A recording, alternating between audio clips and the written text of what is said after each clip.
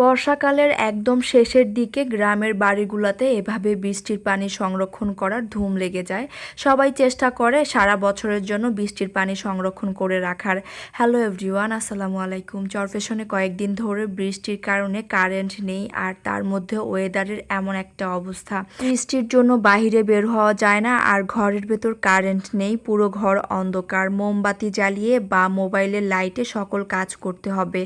এখানে আম্মু হচ্ছে ডিম ভুনা করতেছে। আমাদের বাসায় আমি, আব্বু আর আমার ছোট বোন, আমরা তিনজনই ডিমের কোরমা খেতে পছন্দ করি। তো এভাবে দুধ দিয়ে হচ্ছে ডিম রান্না করা হয় আমাদের বাসায়।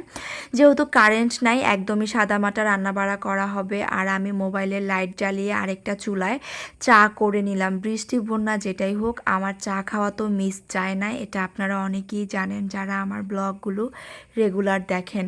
চা খেতে খেতে পুকুর পাড় চলে গেলাম, আর মাথায় বুদ্ধি আসলো